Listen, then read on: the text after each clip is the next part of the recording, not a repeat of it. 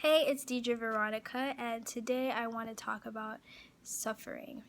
As a Christian, we go through things that are really hard, and how do we keep trusting God through the trials, through the pain, through the suffering? 1 Peter 4:12 says, "Dear friends, don't be surprised at the fiery trials you are going through as if something strange was happening to you. Instead, be very glad, for these trials make you partners with Christ in his suffering, so that you will have the wonderful joy of seeing his glory when it is revealed to the world."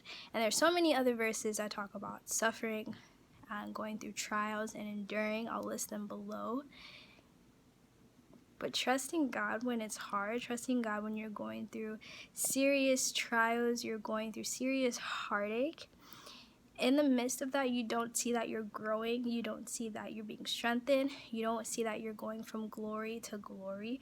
And we need suffering to truly learn to depend on Christ alone, and that we don't need anything else but Jesus to get us through the hard times in life. Yes, there's people around us. Yes, we have friends. But if we rely on those people and those things and everything else beside Jesus, we will not be completely fulfilled, and we're going to keep trying to look to those other things to fulfill us. But Jesus knows how to walk us through our pain, how to walk us through our suffering. The word says he's near to the brokenhearted. He's close to the brokenhearted. And we share in his glory when we suffer for the things of God.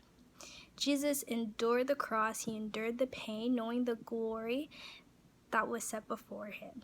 Knowing that after he went through all this, after he did all these things, he would sit at the right hand of God. And so when we go through all these sufferings, we go through all these things, yes, in the midst, it's painful, it's hard, it's really, really tough. How do you keep trusting God? You just have to keep going. You keep going, you keep seeking him, you keep praising him. And when you're out of that season, when you're out of that suffering season, that painful season, you're going to be a completely different person.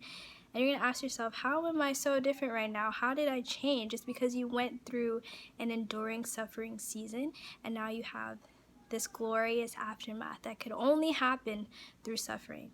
So if you're suffering, keep going through it. Suffer well. Suffer knowing that you're being strengthened and that you're going to become the person that God wants you to be through this suffering.